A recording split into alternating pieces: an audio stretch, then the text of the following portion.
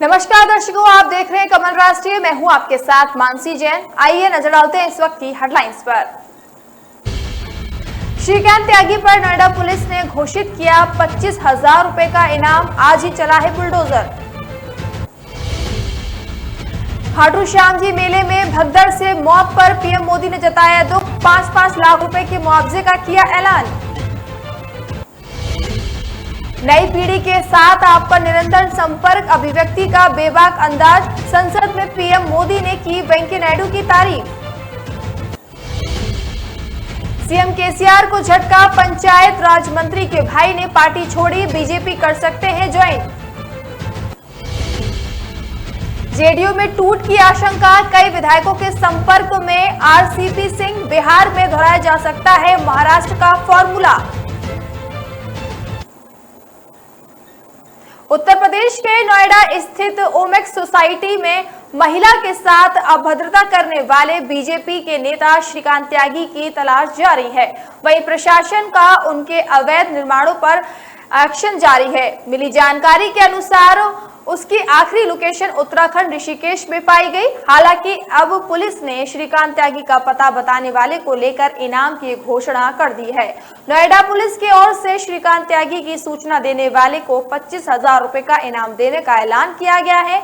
इसकी जानकारी देते हुए गौतम बुद्ध नगर पुलिस ने बताया कि कमिश्नरेट गौतम बुद्ध नगर के थाना फेज 2 पर नामजद अभियुक्त श्रीकांत त्यागी की गिरफ्तारी पर कमिश्नरेट गौतम बुद्ध नगर पुलिस द्वारा 25,000 रुपए का इनाम घोषित किया गया है। वहीं मिली जानकारी के अनुसार उसकी आखिरी लोकेशन उत्तराखंड स्थित ऋषिकेश में बताई जा रही है।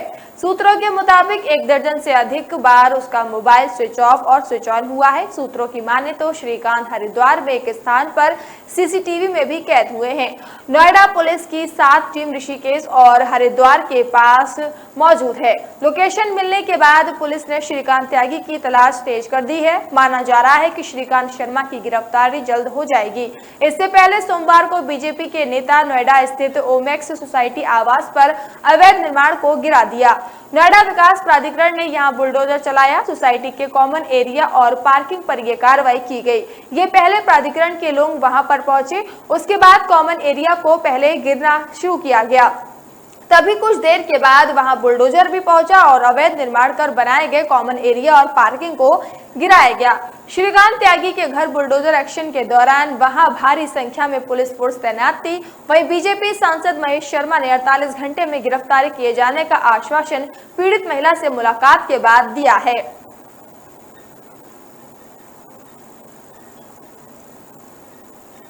राजस्थान के सीएम अशोक गहलोत ने दुख जताते हुए जांच के निर्देश दिए। उन्होंने कहा है कि सीकर में खाटू श्याम जी के मंदिर में भगदड़ होने से 3 दर्शनार्थी महिलाओं की मृत्यु बेहद ही दुखद एवं दुर्भाग्यपूर्ण है। मेरी गहरी संवेदनाएं शोकाकुला परिजनों के साथ है। ईश्वर उन्हें ये आघात सहने की शक्ति प्रदान करे एवं दिवंगतों की आत्मा को शांति प्रदान करे। भगदड़ में घायल हुए श्रद्धालुओं के शीघ्र स्वास्थ्य लाभ की कामना की। इस तरह की घटना क्यों हुई, इसकी जांच संभागीय आयुक्त द्वारा की जाएगी। इसके अलावा सीएम ने मरने वाले श्रद्धालुओं के परिजनों को 5-5 लाख रुपए एवं घायलों को 20-20 हजार रुपए सहायता राशि देने की भी निर्देश दिए हैं। प्रधानमंत्री नरेंद्र मोदी ने सोमवार को राजस्थान के खाटू श्याम जी मंदिर परिसर में मची भगदड़ में श्रद्धालुओं की मौत पर दुख जताया। उन्होंने कहा, राजस्थान के सीकर में खाटू श्याम जी मंदिर परिसर में मचा भगदड़ में लोगों की मौत से दुखी है। मेरी संवेदनाएं शोक परिवारों के साथ है। मैं प्रार्थना करता हूं कि जो लोग घायल हुए हैं वे जल्द से जल्द ठीक हो जाएं। पूर्व सीएम वसुंधरा राजे ने भी इस घटना पर दुख जताते हुए ट्वीट किया। उन्होंने कहा कि खाटू श्याम जी मंदिर में भगदड़ मचने से 3 महिला श्रद्धालुओं की मृत्यु की घटना बहुत ही दुखद है। इसकी जांच कर दोषियों पर कार्रवाई होनी चाहिए ताकि ऐसी घटनाओं की पुनरावृत्ति न हो। ईश्वर दिवंगतों की आत्मा को शांति तथा घायलों को स्वास्थ्य लाभ प्रदान करे। बीजेपी के राष्ट्रीय अध्यक्ष जगत प्रकाश नड्डा ने ट्वीट करते हुए कहा कि राजस्थान के खाटू श्याम जी मंदिर में मची भगदड़ में कई श्रद्धालुओं के हताहत होने का समाचार अत्यंत दुखद है। शोकमय परिजनों के प्रति मेरी गहरी संवेदनाएं हैं। ईश्वर से दिवंगत आत्माओं को अपने श्री चरणों में स्थान देने एवं घायलों के शीघ्र स्वस्थ होने की प्रार्थना करता हूं। यह मंदिर राजस्थान के शेखावटी के सीकर जिले में स्थित है। यहाँ हर साल पूरी दुनिया के कोने कोने से करोड़ों श्रद्धालु पहुँचते हैं और श्याम बाबा का दर्शन करते हैं। बता दें कि खाटू श्याम मंदिर बहुत ही प्राचीन है। इसकी आधारशिला सन 1720 में रखी गई थी। मंदिर के इसी परिसर में हर साल बाबा खाटू श्याम का प्रसिद्ध मेला लगता है।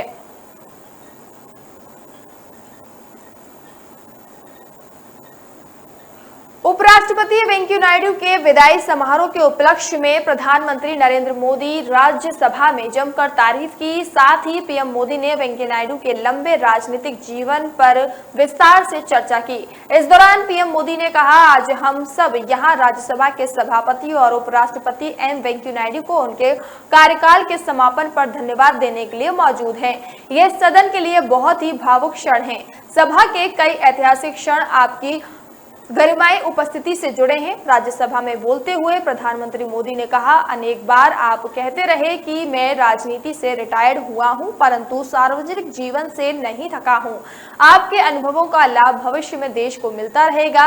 हम जैसे अनेक सार्वजनिक जीवन के कार्यकर्ताओं को भी मिलता रहेगा। पीएम मोदी ने कहा कि हम इस वर्ष ऐसा 15 अगस्त मना रहे हैं जब स्वतंत्रता के बाद राष्ट्रपति, उपराष्ट्रपति, लोकसभा अध्यक्ष और प्रधानमंत्री सबके सब ऐसे हैं जो आजाद भारत में पैदा हुए हैं और सबके सब बहुत ही साधारण पृष्ठभूमि से आते हैं। ये देश के नए युग का प्रतीक भी है। प्रधानमंत्री मोदी ने राज्यसभा के चेयरमैन वेंकैया नायडू की तारीफ में कहा कि आप कहते हैं कि राष्ट्रभाषा आंखों की रोशनी की तरह होती है और दूसरी भाषाएं दूसरे चश्मे की तरह होती हैं। आपने सदन में सभी भारतीय भाषाओं को बढ़ाने का काम किया। यही वजह है कि कोई भी सदस्य किसी भी 12 भारतीय भाषा में यहाँ बोल सकता है। आपके कार्यकाल में सदन की प्रोडक्टिविटी 70% बढ़ी है।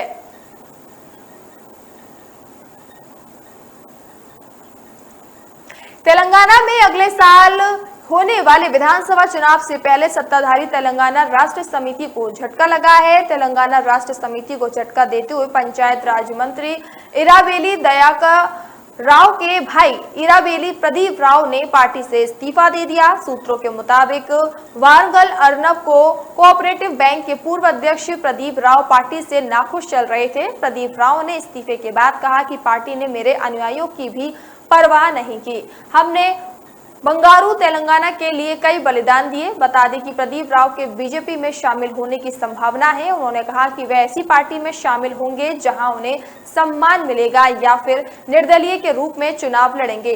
कयास लगाए जा रहे हैं कि वारंगल पूर्वी असेंबली से प्रदीप राव किस्मत आजमाएंगे। वहीं हाल ही में कांग्रेस विधायक कोमाती रेड्डी राजगोपाल रेड्डी ने भी बीजेपी में शामिल होने की घोषणा की थी। इसके अलावा कांग्रेस पार्टी के राष्ट्रीय प्रवक्ता दासोज श्रवण ने भी पार्टी छोड़ दी और बीजेपी में शामिल हो गए। बता दें कि बीजेपी पार्टी तेलंगाना में ऑपरेशन कमल चलाने की पूरी तैयारी में है। सूत्रों के अनुसार बीजेपी के 14 टीआरएस और कांग्रेस विधायक बीजेपी के संपर्क में हैं। गृह मंत्री अमित शाह बंगाल के बाद जिस राज्य पर ज्यादा फोकस कर रहे हैं वो तेलंगाना ही है। जिस तरह से बंगाल विधानसभा चुनाव से पहले बीजेपी के तृणमूल कांग्रेस के विधायकों और सांसदों को तोड़कर पार्टी में शामिल करवाया था, ठीक उसी तरह सत्ताधारी तेलंगाना राष्ट्र समिति से बड़े पैमाने पर नेता आने वाले दिनों में बीजेपी में शामिल हो सकते हैं।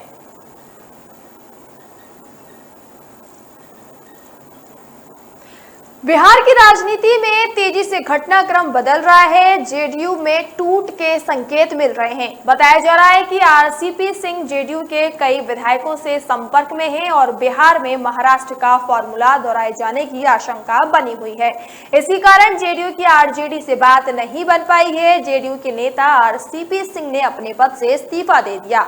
उन पर उन्हीं की पार्टी ने आय से अधिक संपत्ति के मामले में सफाई मांगी थी। कहा जा रहा है कि आरसीपी सिंह से भ्रष्टाचार के आरोप पर जेडीयू ने सफाई इसीलिए मांगी क्योंकि पार्टी को लगता है कि वह बीजेपी खेमे चले गए। वहीं आरसीपी सिंह के सुर भी बिहार के सीएम नीतीश कुमार को लेकर तेजी से बदले हैं।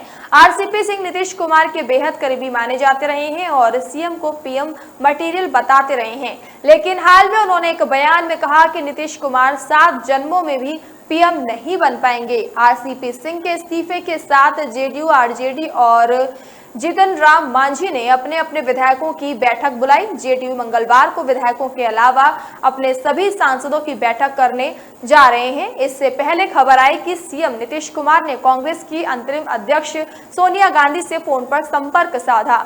वहीं एक अहम बयान जेडीयू के राष्ट्रीय अध्यक्ष ललन सिंह की ओर से आया। उन्होंने बीजेपी का नाम लिए बिना कहा कि एलजेपी अध्यक्ष चिराग पासवान का नाम लेते हुए कहा कि अब चिराग मॉडल लागू करने की साजिश सफल नहीं होगी। बिहार विधानसभा में 243 सीटें हैं, जिनमें से बहुमत के लिए 122 सीटों की जरूरत होती है। पिछले चुनाव में एनडीए ने 125 सीटें जीती थी। सबसे ज्यादा 74 विधायक बीजेपी के हैं और फिलहाल एनडीए में शामिल जेडीयू के पास 43 सीटें हैं। महागठबंधन के खाते में 110 सीटें हैं। ऐसे में जेडीयू में टूट होती तो बीजेपी को अपने दम पर सत्ता पर काबिज होने के लिए 48 विधायकों की और जरूरत पड़ेगी। फिलहाल वक्त तो चला एक छोटे से ब्रेक का। ब्रेक के बाद जल्द लौटेंगे।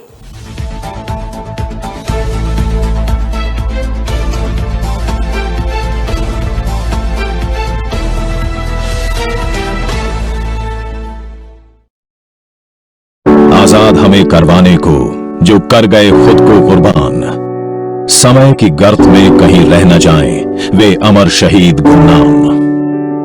स्वतंत्र राष्ट्र है कृतज्ञ आज, करते उन बलिदानियों को याद। एक ज्योत जलाएं उनके नाम जो हो गए कुर्बान देश के नाम। ये डिजिटल ज्योति प्रतीक है उन संघर्षों और बलिदानों की जिनके जीवन अंधियारे बीते हमारे दिन उजियारे बनाने को। आज हमारी बारी है देश के अमर सेनानियों के नाम एक ज्योति जलाने की। दिल्ली के सेंट्रल पार्क में प्रज्वलित डिजिटल ज्योति पर अपनी श्रद्धांजलि देकर अपने योगदान को अमर बनाना है। कुछ इस तरह आजादी के अमृत महोत्सव को यादगार बनाना है। डिजिटल ज्योति पर योगदान देने का तरीका आसान है। digitaltribute.in पर जाएं, अपनी पसंदीदा भाषा चुनें, श्रद्धांजलि अर्पण करें पर क्लिक करें, अपनी तस्वीर अपलोड करके नाम और ईमेल आईडी डालें, अपना संदेश चुनकर सबमिट करें। डिजिटल ज्योति के सामने लगी एलईडी स्क्रीन पर आपकी श्रद्धांजलि प्रदर्शित की जाएगी। आपकी श्रद्धांजलि का वीडियो आपके पास ईमेल या व्हाट्सएप पर भेजा जाएगा। हर श्रद्धांजलि के साथ डिजिटल ज्योति का प्रकाश तेज होता जाएगा। अमर सेनानियों की यादों का चिराग भारत के आकाश को रोशन करता जाएगा।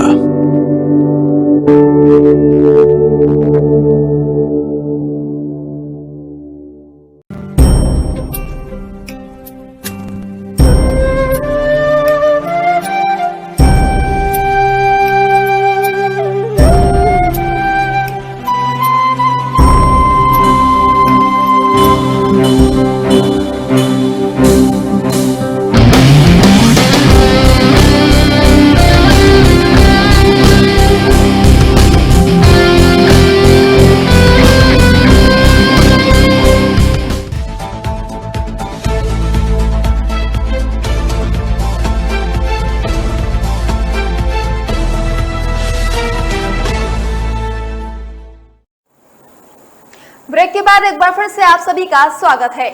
महाराष्ट्र के उप मुख्यमंत्री देवेंद्र फडणवीस ने रविवार को कहा कि कैबिनेट विस्तार में देरी का सुप्रीम कोर्ट में चल रही सुनवाई से कोई लेना देना नहीं है। ये दोहराते हुए कि कैबिनेट विस्तार जल्द ही किया जाएगा। फडणवीस ने कहा, अदालत ने हमारे मंत्रिमंडल विस्तार को लेकर हम पर कोई प्रतिबंध नहीं लगाया है, इसलिए हमें अपने मंत्रिमंडल का विस्तार करने से नहीं रोका है, इसीलिए इसे कोर्ट में सुनवाई से जोड़ना गलत है। फडणवीस दिल्ली में मीडिया से बात कर रहे थे। राष्ट्रीय राजधानी के 2 दिवसीय दौरे पर आए डिप्टी सीएम ने राष्ट्रीय ओबीसी महासंघ द्वारा आयोजित एक सम्मेलन को भी संबोधित किया। डिप्टी सीएम ने कहा कि महाराष्ट्र में बीजेपी शिवसेना का गठबंधन सत्ता में है, इसीलिए बीजेपी अपने उम्मीदवारों की चुनावी सफलता के लिए काम करने के अलावा शिवसेना के बागियों का भी समर्थन करेगी, जो 2024 में राष्ट्र संसदीय और विधानसभा चुनावों के लिए हमारे साथ शामिल हुए हैं। 2014 से 2022 के बीच पिछले 8 सालों में ओबीसी कल्याण से जुड़े कुल 22 फैसले लिए गए। फडणवीस ने कहा कि इनमें से 21 फैसले मेरे महाराष्ट्र के सीएम के कार्यकाल के दौरान लिए गए थे। उन्होंने दावा किया कि एक स्वतंत्र ओबीसी मंत्रालय के गठन से शिक्षा, रोजगार, आईएएस, आईपीएस, प्रशासनिक प्रशिक्षण, छात्रवृत्ति, स्थानीय निकायों में ओबीसी आरक्षण और राज्य में भाजपा के नेतृत्व वाले गठबंधन के दौरान कई कल्याणकारी योजनाएं शुरू हो गई। उन्होंने कहा कि केंद्र में भी पीएम नरेंद्र मोदी सरकार में लगभग 40% मंत्री ओबीसी समुदायों का प्रतिनिधित्व करते हैं। महाराष्ट्र के मुख्यमंत्री एकनाथ शिंदे 15 अगस्त से पहले कम से कम 15 मंत्रियों को शामिल कर अपने मंत्रिमंडल का विस्तार कर सकते हैं और उप मुख्यमंत्री देवेंद्र फडणवीस के महत्वपूर्ण गृह विभाग संभालने की उम्मीद है। सूत्रों ने रविवार को ये जानकारी दी कि शीर्ष सरकारी सूत्रों ने यह भी कहा कि उच्चतम न्यायालय द्वारा अन्य पिछड़ा आरक्षण के मुद्दे पर सुनवाई के कारण राज्य में निकाय चुनाव में देरी हो रही है। उन्होंने कहा कि शीर्ष अदालत से स्पष्टीकरण मिलने के बाद अक्टूबर में होने की संभावना है।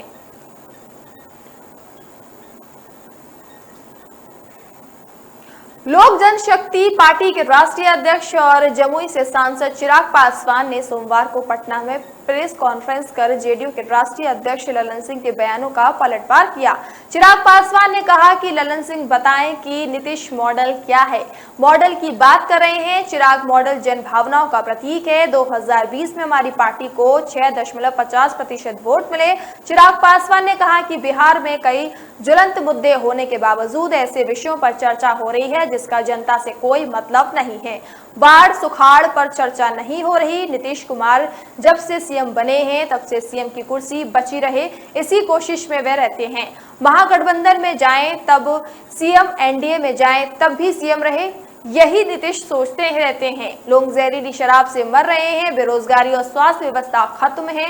ललन सिंह और जेडीयू चिराग मॉडल को बदनाम कर रहे हैं। सांसद चिराग पासवान ने कहा कि प्रेस कॉन्फ्रेंस में ललन सिंह के साथ उपेंद्र कुशवाहा भी थे। 2020 में कुशवाहा की पार्टी जेडीयू के खिलाफ में लड़ी थी। क्या वह चिराग मॉडल नहीं था? जेडीयू के खिलाफ हमने षड्यंत्र नहीं रचा। उपेंद्र कुशवाहा जेडीयू के बड़े नेता हैं। 2020 में जेडीयू के खिलाफ वह साजिश रचे, ये जेडीयू को नहीं दिखा। ललन सिंह ये बताएं कि दूसरा चिराग मॉडल कौन तैयार कर रहा था। ललन सिर्फ आरोप न लगाएं। चिराग ने कहा कि नीतीश राजनीतिक वध करने के लिए जाने जाते हैं। शरद यादव, जॉर्ज फर्नांडिस और प्रशांत किशोर उदाहरण हैं। नीतीश कुमार ने मेरे पिता रामविलास पासवान को भी हमेशा अपमानित किया है। 2020 के चुनाव में नीतीश जनता को कहते थे कि हम लोगों को जिता दीजिए, नहीं तो आरजेडी जीतेगी तो जंगल राज आ जाएगा। आज नीतीश उसी आरजेडी के साथ जाने की तैयारी कर रहे हैं। राजस्थान की कांग्रेस सरकार के राज्य मंत्री डॉक्टर सुभाष गर्ग रविवार को एक दिवसीय दौरे पर भरतपुर पहुंचे, जहां उन्होंने केंद्र सरकार पर निशाना साधते हुए कहा कि केंद्रीय पशुपालन मंत्री पुरुषोत्तम रूपाला पशुओं में फैल रहे लंपी वायरस के मुद्दे को राज्य का विशेष मुद्दा बताकर पल्ला झाड़ रहे हैं। उन्होंने कहा कि अगर ईआरसीपी मुद्दा भी राज्य का विषय है तो फिर केंद्र सरकार ईआरसीपी क्यों रोक रही है।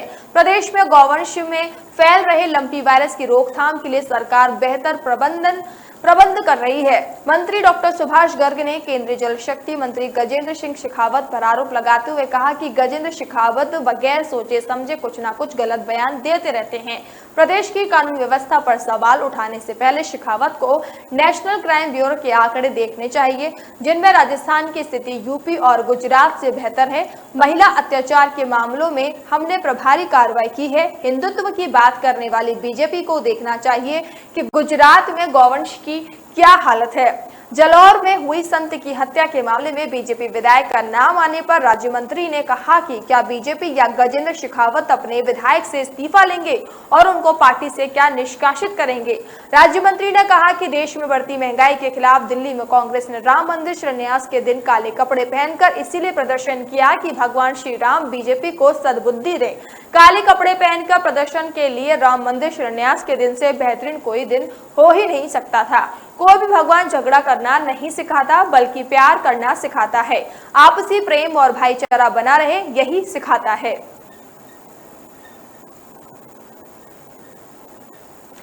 झारखंड में उर्दू स्कूलों और शुक्रवार को छुट्टी को लेकर विवाद थमने का नाम नहीं ले रहा है। इस मामले को लेकर गोंडा से बीजेपी सांसद निशिकांत दुबे ने एक बार फिर से कांग्रेस और झामुमो सरकार पर हमला बोला। निशिकांत दुबे ने कहा कि झारखंड को इस्लामिक स्टेट में बदला जा रहा है। ये साजिश है, जांच के लिए एनआईए को बुलाना चाहिए।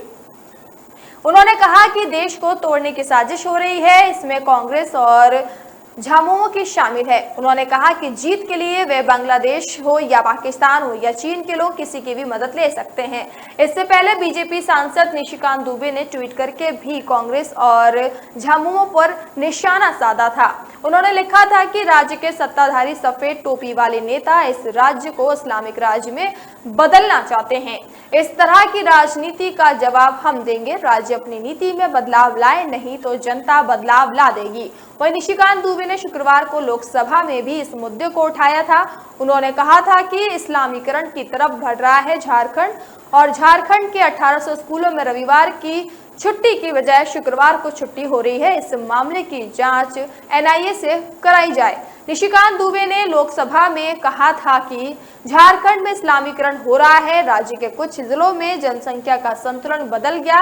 ऐसा इसीलिए हो रहा है कि बांग्लादेश पास में ही है। अचानक देखने में आया कि झारखंड में 1800 ऐसे स्कूल हैं जिन्हें अपने नाम में उर्दू शब्द लगा लिया है। इन स्कूलों में रविवार को छुट्टी नहीं होती है, बल्कि शुक्रवार को हो रही है। इसे किसी भी कीमत पर बर्दाश्त नहीं किया जाना चाहिए।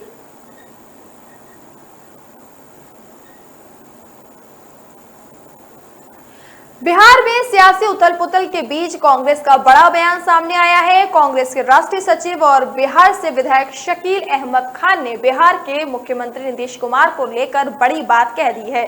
शकील अहमद खान सोमवार को बात करते हुए उन्होंने बताया कि नीतीश कुमार सर्वमान्य नेता हैं। हम चाहते हैं कि अगर बीजेपी को छोड़ें तो हम लोगों के साथ आएं, हमारे यहाँ भी मुख्यमंत्री रहे, हम लोगों का समर्थन मिलेगा। शकील अहमद खान ने बातचीत में आगे कहा कि नीतीश कुमार का चेहरा देश की राजनीति के लिए भी अच्छा है। बीजेपी के खिलाफ वो सशक्त होकर लड़ सकते हैं। रविवार को सोनिया गांधी से नीतीश कुमार की हुई बातचीत को लेकर उन्होंने कहा कि दोनों में बात हुई है, इसकी जानकारी नहीं है, लेकिन ये साफ है कि हम लोगों ने शाम में विधायक दल की बैठक बुलाई है। इसमें हम लोग सलाह मशवरा करेंगे अभी कि जो राजनीतिक स्थिति है उसको कैसे हम लोग आगे बढ़ाएं। इस दौरान शकील अहमद खान ने बीजेपी और देश के प्रधानमंत्री नरेंद्र मोदी को भी चुनाव में चुनौती देने की बात कही। इससे पहले आरजेडी को लेकर पूछे गए सवाल पे वे कुछ भी बोलने से बचते दिखाई दिए। सिर्फ इतना कहा कि जहां तक आरजेडी के सवाल की बात है तो ये उनकी पार्टी है।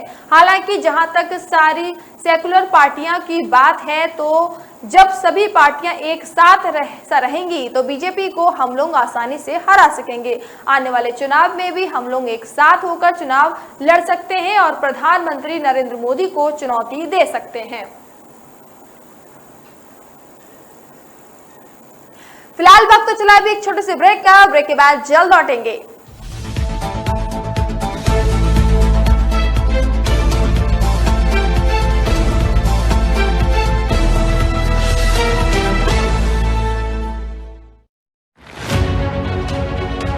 अमृत महोत्सव में हर दिल है देश प्रेम से रंगा।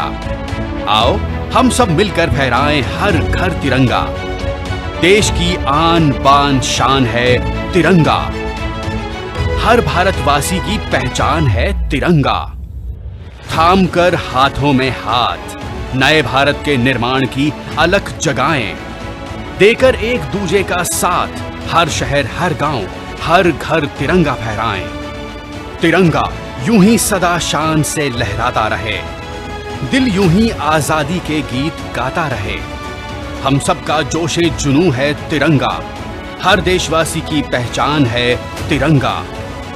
आओ अपने तिरंगे को घर लेकर आएं। इस बार हर घर तिरंगा फहराएं।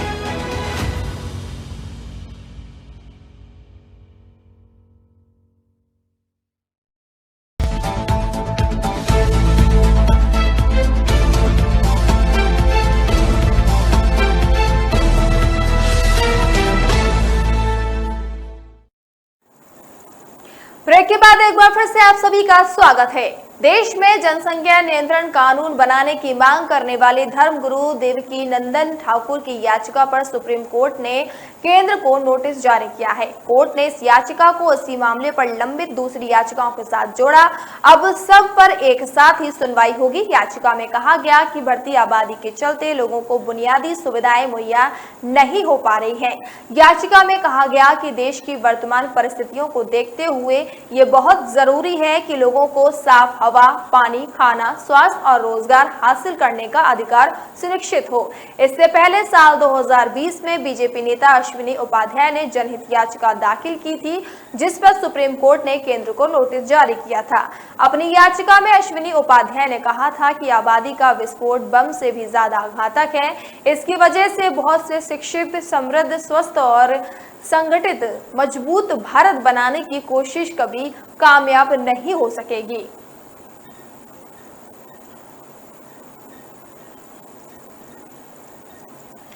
ताइवान से तनाव के चलते चीन अब जापान पर भड़क गया। टोक्यो स्थित चीनी दूतावास ने एक बयान जारी कर जापान को चेतावनी दी है कि वह ताइवान को लेकर अपनी ऐतिहासिक गलतियां ना दोहराए, फिर से संकट मोचन के रूप में काम करने की कोशिश ना करें और अपने हितों के लिए पड़ोसी देशों को नुकसान पहुंचाकर भू राजनीतिक दलदल में ना फंसे। चीन जापान से इसीलिए चिढ़ा है क्योंकि वह ताइवान का समर्थन करता है और उसने भी America house speaker Nancy Pelosi की मेजबानी की जापान G7 समूह में भी शामिल है। ये समूह ताइवान का समर्थन कर चुका है और चीन के उकसावे पूर्ण सैन्य अभ्यास की आलोचना भी की है।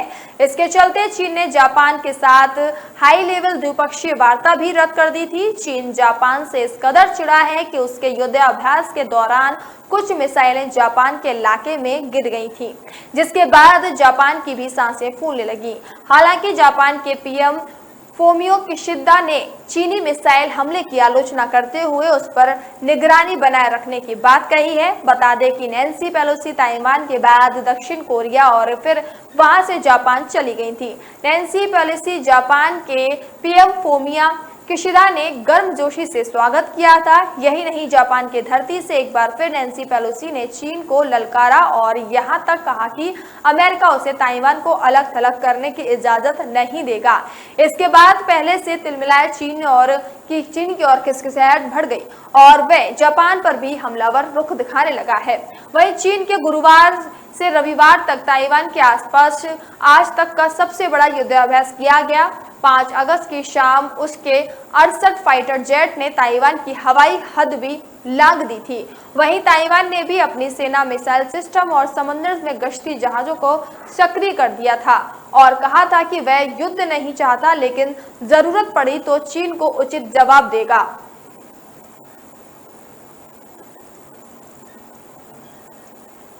देश में 75वें स्वतंत्रता दिवस के उपलक्ष्य में आजादी का अमृत महोत्सव मनाया जा रहा है। साथ ही हर घर तिरंगा कैंपेन भी चलाया जा रहा है। भारतीय तिब्बत सीमा पुलिस ने उत्तराखंड में 13,000 फीट की ऊंचाई पर हर घर तिरंगा अभियान शुरू करके स्वतंत्रता दिवस की भावना को प्रकट किया। ITBP ने अपने आधिकारिक ट्वीट हैंडल से इस बात की जानकारी देते हुए जवानों के हाथ में तिरंगा लिए तस्वीर शेयर की। भारतीय तिब्बत सीमा पुलिस ने ट्वीट करके लिखा, उत्तराखंड में ITBP के जवानों द्वारा 13,000 फीट की ऊंचाई पर हर घर तिरंगा कार्यक्रम के तहत जागरूकता तस्वीरों में भारत के 75वें स्वतंत्रता दिवस की भावना से सरोवर जवान देश के गौरव राष्ट्रीय ध्वज तिरंगे को थामे नजर आ रहे हैं। ITBP के जवानों को पहले भी जुलाई में लद्दाख में 12,000 फीट की ऊंचाई पर भारतीय ध्वज लहराते देखा गया था। सैनिकों ने भारत के सभी नागरिकों को एक संदेश भेजा, जिसमें उन्होंने हर घर तिरंगा अभियान में पूरे दिल से भाग लेने का आग्रह किया गया। वहीं सिक्किम, उत्तराखंड, असम, बिहार और अन्य राज्यों के कुछ हिस्सों में स्थानीय लोगों के सहयोग से सैनिकों द्वारा जागरूकता अभियान और तिरंगा वितरण कार्यक्रम आयोजित किए गए। गौरतलब है कि देश की आजादी के 75 साल पूरे होने जा रहे हैं, जिसे अमृत महोत्सव के रूप में मनाया जा रहा है। ऐसे में पूरे देश में हर घर तिरंगा अभियान का जोर शोर से प्रचार प्रसार किया जा रहा है। 13 से 15 अगस्त तक इस अभियान को लेकर तमाम समाजसेवी संगठन, राजनीतिक दल और राज्य सरकारें इसके प्रचार प्रसार में लगी हुई हैं। सोशल मीडिया पर भी इस अभियान का जोर शोर से प्रचार किया जा रहा है।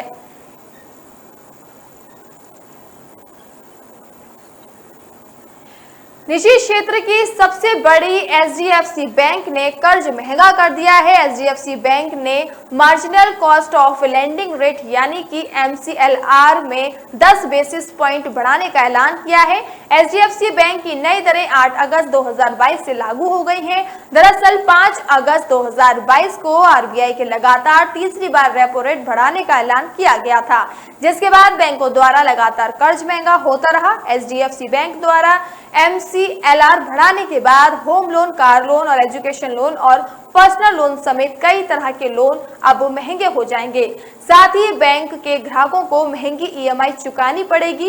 एचडीएफसी बैंक ने 8 अगस्त 2022 से ओवरनाइट एसीएलआर को 7.80%, एक महीने के एसीएलआर को 7.80%, 3 महीने के एसीएलआर को 7.85% कर दिया है, तो 6 महीने के एसीएलआर के रेट को 7.95% कर दिया गया।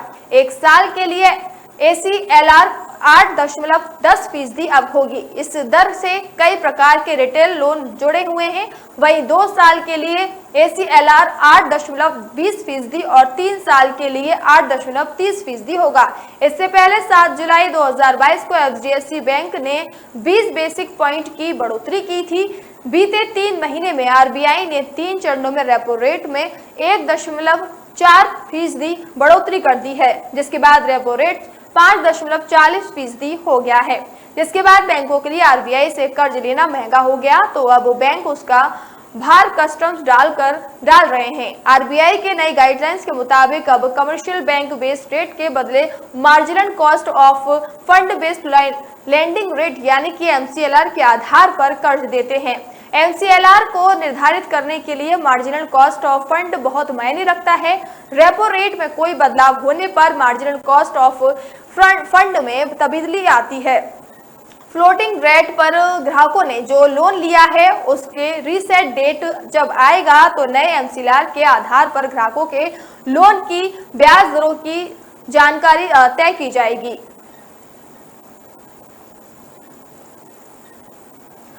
पंजाब सरकार ने राज्य में मवेशियों में लंपी त्वचा रोग के प्रचार की रोकथाम के लिए हैदराबाद से बकरी के चेचक के टीके की 66,000 से अधिक खुराकें खरीदी हैं। पंजाब के पशुपालन, मत्स्य पालन और डेयरी विकास मंत्री ललित सिंह बल्लर ने रविवार को कहा कि ये टीके स्वस्थ पशुओं को निःशुल्क लगाए जाएंगे। लंबी त्वचा रोग कैम्पीपॉक्स वायरल के कारण होता है, जो गायों और भैंसों को संक्रमित करता है। इस रोग के संक्रमण के चलते जानवर का वजन घटने लगता है और दूध की मात्रा कम होने के साथ साथ बुखार और मुंह में घाव हो सकते हैं। कुछ मामलों में इसके कारण रोगग्रस्त पशुओं की मौत भी हो जाती है। पंजाब, राजस्थान, उत्तराखंड, गुजरात और अंडमान व निकोबार द्वीप समूह इस बीमारी के प्रकोप की चपेट में हैं। शनिवार तक के आंकड़ों के मुताबिक पंजाब में पिछले 1 महीने में लंपी त्वचा रोग के कारण 400 से अधिक मवेशियों की मौत हो चुकी है और लगभग 20,000 संक्रमित हो चुके हैं, जिनमें ज्यादातर गायें हैं। और बुलर ने रविवार को खेमकरण निर्वाचन क्षेत्र के कुछ डेयरी फार्म का दौरा किया था। इसके बाद उन्होंने विशेष रूप से हैदराबाद से मंगवाए बकरी के और उसके लिए चेचक के टीके मंगवाए थे, जिससे कि इस बीमारी की रोकथाम की जा सके और आवश्यक कदम उठाए जा सके। फिलहाल आज इसी बुलेटिन में इतना ही। अब मुझे दीजिए इजाजत। नमस्कार।